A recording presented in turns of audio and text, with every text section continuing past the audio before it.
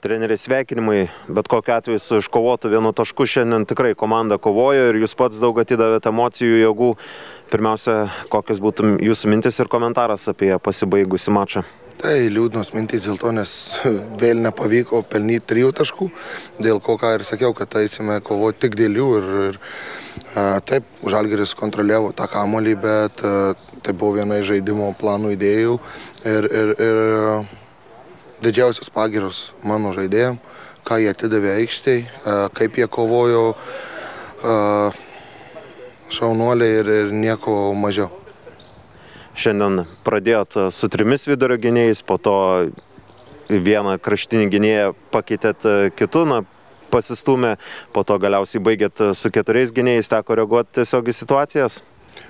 Ten taip iš tikrųjų sutapo, bet aš jums sakiau, kad mes ėjome kovoti ir gale norėjome 3 taškų, ne vienas mūsų netenkina.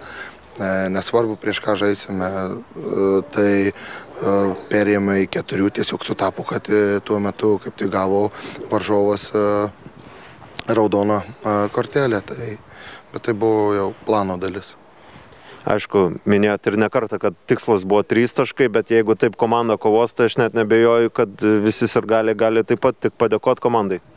Tai duok Dieve jūsų žodžiai, Dievui tai yra jausi, tai sakau, neturiu nei vieno žaidėjo suoliukui, visiems štabui, fanam, kurie atėjo tikrai nuostabiai palaikė mus, jūs net neįsivaizduot, kaip mums jų reikia. O šituo aistruolių, nesakau, jau kada atrodo tos kojytės sunkios ir jau neina, neturi iš ko bėgti, bet šitie nuostabus aistruoliai mus antiek pastumė, kad net prie Žalgirį, 10 Žalgirio buvo, bet vis tiek jie turi kokybę, bet sugebam irgi eiti ir kovoti. Svarbu, kad žaidėjai tiki prieš bet ką, kad mes galime laimėti ir turime laimėti.